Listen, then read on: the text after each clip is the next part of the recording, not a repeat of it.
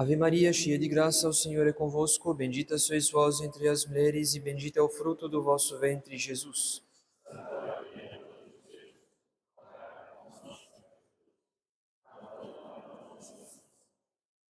Divino Menino Jesus, Nossa Senhora do Rosário, São José, em nome do Pai, do Filho e do Espírito Santo. Amém. Queiram sentar-se?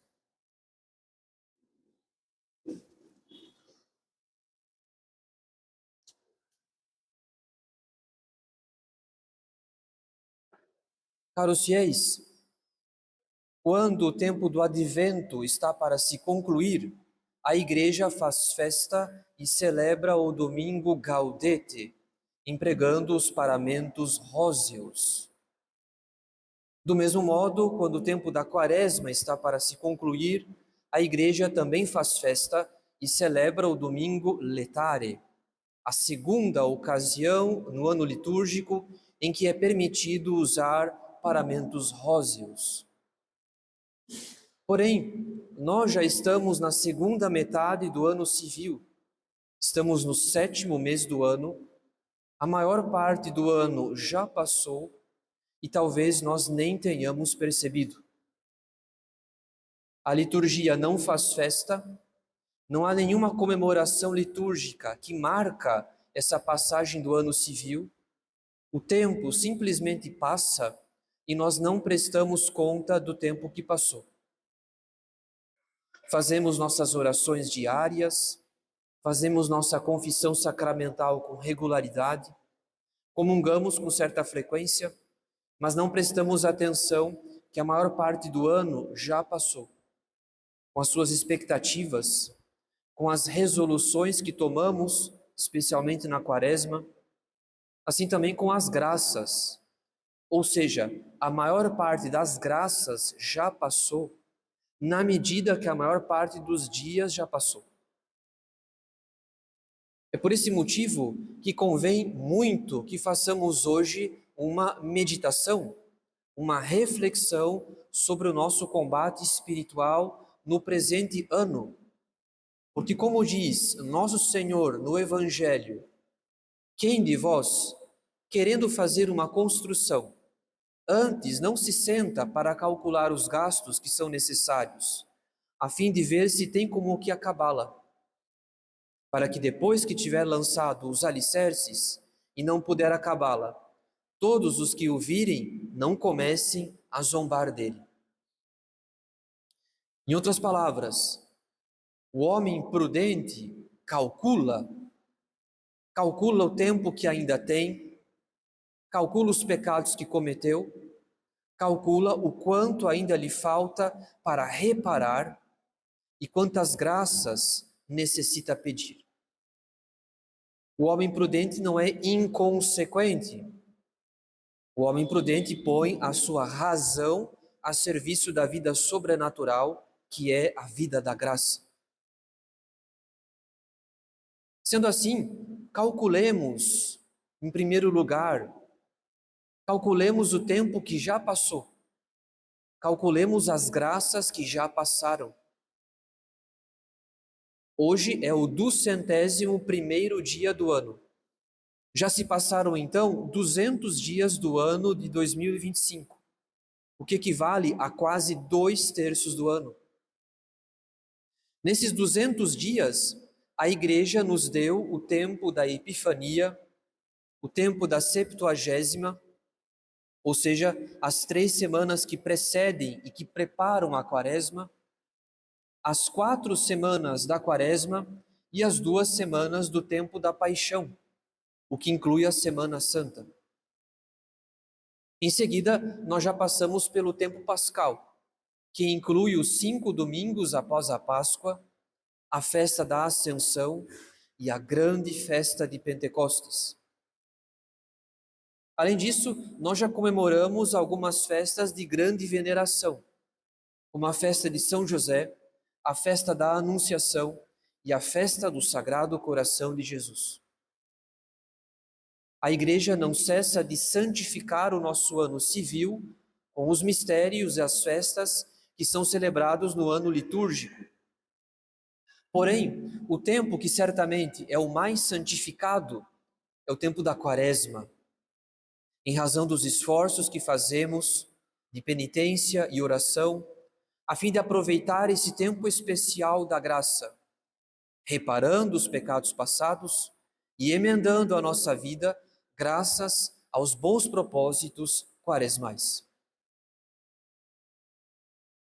Porém, o que sobrou hoje em nossa vida espiritual, das penitências, das orações, das leituras, enfim, das resoluções da nossa Quaresma, 90 dias após a Páscoa.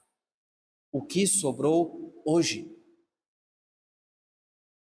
Ora, qualquer pessoa que queira investir uma soma importante de dinheiro em algum negócio, essa pessoa primeiramente calcularia quais os riscos, quais os possíveis prejuízos, ou então quais as possíveis vantagens desse investimento, antes de aplicar o seu dinheiro.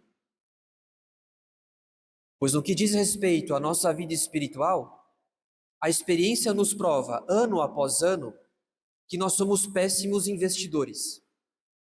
Seja porque aplicamos muito pouco esforço na Quaresma, seja porque perdemos tudo ou quase tudo após a Quaresma. Para a nossa desgraça, a nossa prudência da carne é maior do que a nossa prudência sobrenatural. Nós somos muito mais sagazes para obter bens desse mundo do que para enriquecer a nossa alma com virtudes. Nós somos mais zelosos contra a doença ou simplesmente contra a velhice do que contra o pecado e contra a morte eterna, que é a condenação da alma, a separação definitiva de Deus. Mas além das graças que vêm da liturgia, que vêm dos méritos infinitos de nosso Senhor, que a Igreja nos comunica ao longo do ano litúrgico, não nos esqueçamos também de todas as inspirações, de todas as moções interiores, enfim, de todas as graças internas, de toda a ação discreta do Espírito Santo em nossa alma, pois, mesmo quando estamos longe da liturgia, o Espírito Santo não cessa de soprar suavemente à nossa consciência, atraindo-nos para a vida interior. Quantas e quantas vezes, caros fiéis, ao longo desse ano, a nossa consciência nos acusou de uma ocasião próxima de pecado grave que deveria ter sido evitada e não evitamos. Quantas e quantas vezes a nossa consciência nos acusou que não poderíamos começar o dia sem oração, que deveríamos cortar a perda de tempo nas redes sociais para garantir a oração da manhã, ou então a oração da noite, ou ainda a oração do terço do rosário. E mesmo assim, não ouvimos a voz do Espírito Santo que soprava à nossa consciência. Portanto, caros fiéis, se já é difícil contar todas as graças que desperdiçamos da liturgia da Igreja, é ainda mais difícil contar todas as inspirações desperdiçadas, todas as moções do Espírito Santo ignoradas ao longo de 200 dias. Nós não podemos contá-las, mas Deus as conhece uma a uma e nos pedirá conta de cada uma delas no dia do juízo. Em seguida, em terceiro lugar, além das graças que vêm da liturgia e das boas inspirações do Espírito Santo, contemos também, caros fiéis, quantos pecados cometemos ao longo desse ano. Na verdade, há católicos que, apesar de se confessarem regularmente, a cada semana, ou a cada 15 dias, ou a cada mês, enfim, apesar da confissão regular. Esses católicos sequer conseguem contar os pecados que cometeram num curto espaço de tempo, em razão da grande quantidade de pecados. O que é ainda mais preocupante quando se trata de matéria grave. Porém, se uma alma é capaz de cometer um dilúvio de pecados em 15 ou 30 dias, o que dizer então após 200 dias transcorridos do ano civil? Talvez o hábito de pecar em determinadas matérias esteja tão enraizado que essa alma nem perceba mais a quantidade astronômica de pecados que já cometeu ao longo do ano.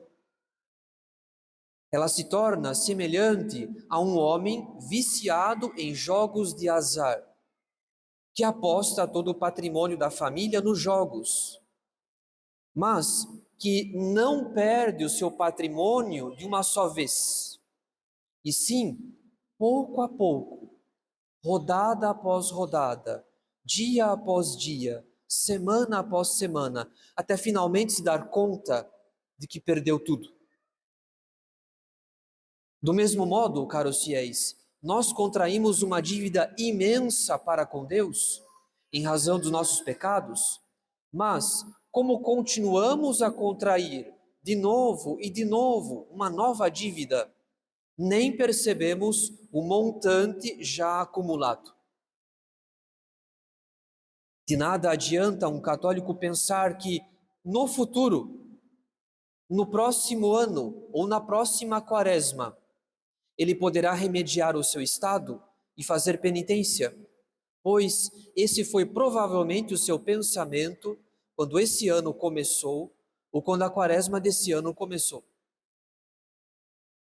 Em outras palavras, nós nunca corrigiremos nada em nossa vida se a nossa resolução de mudança ocorrer num tempo que ainda não existe, que é o futuro. Quando, na verdade, toda mudança só pode ocorrer no único tempo que dispomos, que é o presente, o hoje, o agora. O futuro não existe e sequer sabemos quanto tempo ainda nos resta de vida. Deus sabe, nós não sabemos. Mas além disso, nós já sabemos que, segundo os autores espirituais, nós não temos infinitas possibilidades para usufruir da misericórdia infinita de Deus. Nossas possibilidades são finitas, porque a nossa vida é finita. Deus é misericordioso, mas Ele também é justo. Deus ama infinitamente a sua santidade e por isso Ele não pode tolerar para sempre os nossos pecados. Ele não pode fazer pouco caso dos nossos pecados, pois isso seria uma fraqueza em Deus. Deus amaria menos a sua santidade se Ele dispensasse um único pecador de fazer reparação de um único pecado. Deus amaria menos a sua santidade. Então Deus não pode tolerar para sempre os nossos pecados. Ou nós fazemos reparação e assim aproveitamos a sua misericórdia, ou nós passaremos a eternidade sofrendo a pena devida aos nossos pecados graves, porque não quisemos mudar de vida e fazer penitência enquanto havia tempo nesse mundo. Isso quer dizer, caros fiéis, que a nossa imprudência, a nossa falta de reflexão na vida espiritual, enfim, a nossa inconsideração, é a ilusão que mais afeta os católicos convertidos. Aqueles católicos que se converteram de uma vida de esquecimento de Deus e de ignorância crassa das verdades de fé. E nós aqui somos todos convertidos. São os convertidos que costumam pecar mais por presunção da misericórdia. por presunção de tempo de emenda. Os convertidos se tornam, cedo ou tarde, inconsequentes, desperdiçando as graças atuais e multiplicando os pecados, na esperança que, em algum momento, eles poderão reparar tudo e emendar a própria vida. Porém, um católico que se converteu pela metade paga o preço da sua inconsequência, paga o preço da sua presunção da misericórdia, ele paga o preço da sua irreflexão. Porque um convertido pela metade não pode ser um católico por inteiro, mas ele pode ser mundano por inteiro. Porque de pecado venial em pecado venial, ele prepara a sua queda, a sua recaída nos pecados graves. Ou seja, ele prepara o seu retorno ao ateísmo prático, que é o esquecimento de Deus numa vida de pecado. O ateísmo prático. Então, a nossa tibieza, a nossa irreflexão na vida espiritual está mais próxima da nossa queda, da nossa recaída, do que do nosso progresso. É mais fácil um católico inconsequente retornar aos pecados que tinha abandonado do que progredir no combate espiritual. Portanto, caros fiéis, nós sempre pagamos o preço da nossa irreflexão, da nossa inconsequência. Não contamos as graças desperdiçadas, não contamos os pecados cometidos, não temos noção do quanto já provocamos a divina providência com a vida frívola e presunçosa que levamos.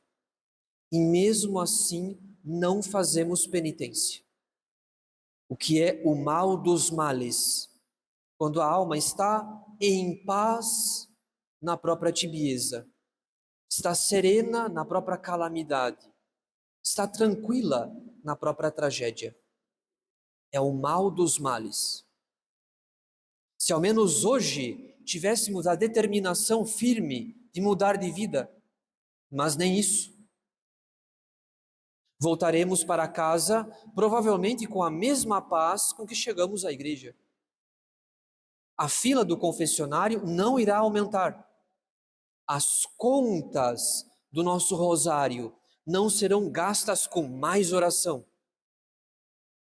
Nosso devocionário permanecerá fechado, como já está há tanto tempo. Uma pilha de livros de leitura espiritual continuará enfeitando uma mesa, mas nunca serão lidos. O pior público para um sermão é sempre aquele público que acha que já sabe de tudo que o pregador ensina.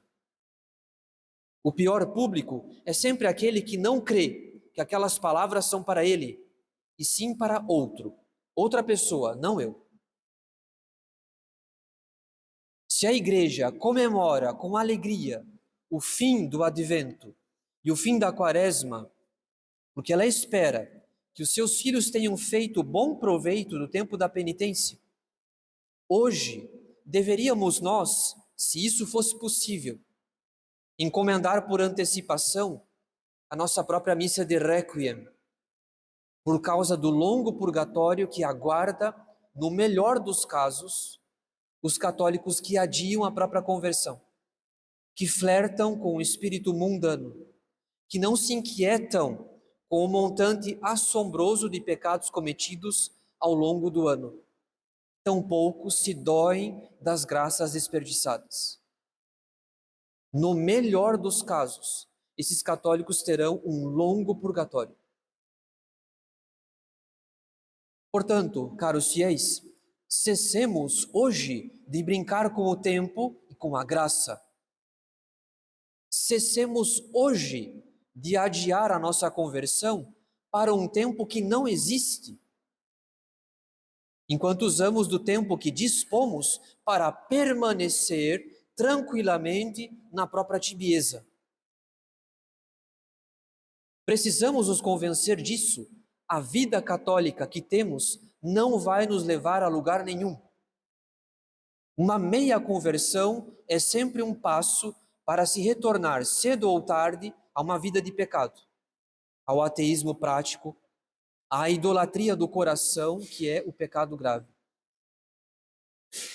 A vida católica que temos, essa vida católica, não é capaz de nos fazer progredir, não é capaz de nos santificar.